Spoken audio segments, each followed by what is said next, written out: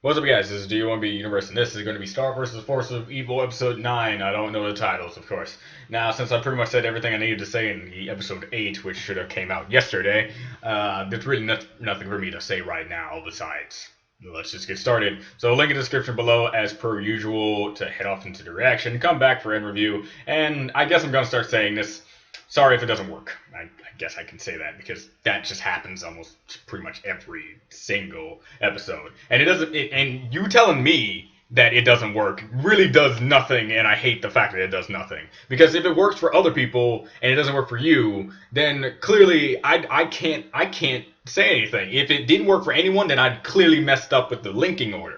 So I would go back, get the right link, and then put it in the description. But if a vast majority of people saying they're watching the reaction and they're giving their feedback on the reaction, and then you got the one person that says it doesn't work and it says error code, I don't know what to do. I tried just deleting the link and then putting it back on to see if that does anything, but I still got the same problem. So I don't know how computers work. I don't know how Google Drive works. I don't know if it depends on the type of computer and the hardware that you're using. I don't know if it was a Windows 8 thing. I don't know. I have Windows 10, I think. I don't know. I haven't checked my Windows lately, but this thing's been updating to hell. So whatever. This is what happens when I ramble. Let's go.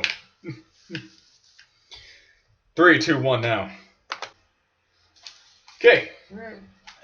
This episodes were relatively tame in their form of storytelling.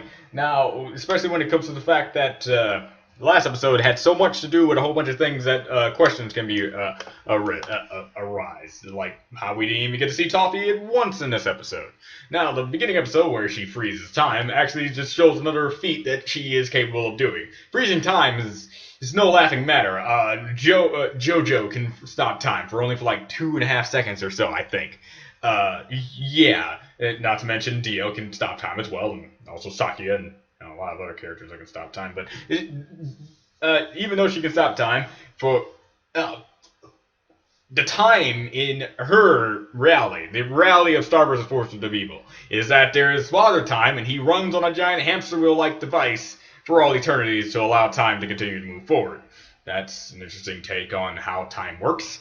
So when you stop time, you just stop it for him, and then he can just leave and never get back on if he doesn't feel like it.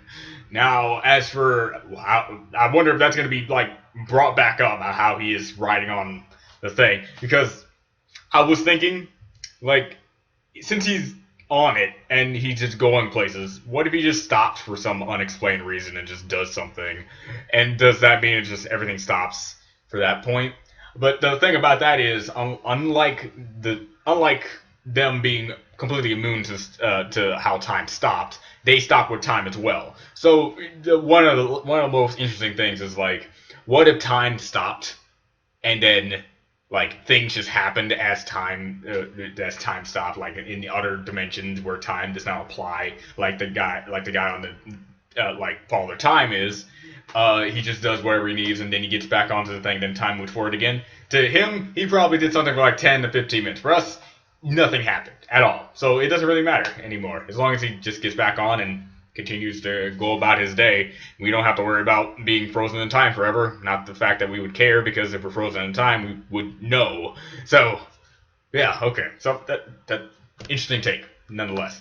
So good episode on that. Now, as for the second episode of how Star has learned the lesson of constantly doing random, spontaneous events without the permission of Marco or pretty much anyone else in the family, but Marco seems to be the only one, since the family just rolls with everything that Star does.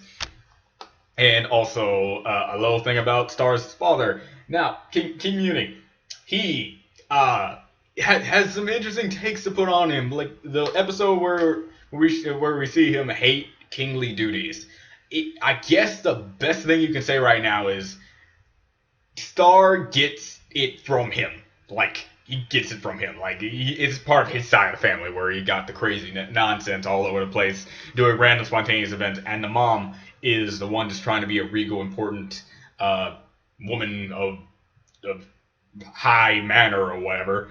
And I can see that. So when both father and daughter collide, it just kind of counteracts with one another, and it makes Star even realize, oh well, I guess the spontaneous oh my godness is probably not the best case when it comes to other people's safety and other people's personal space, I guess.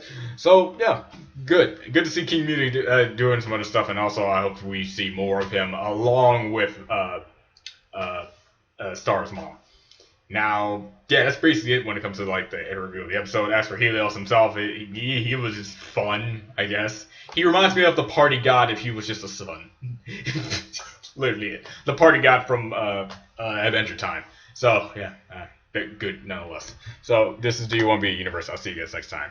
Bye.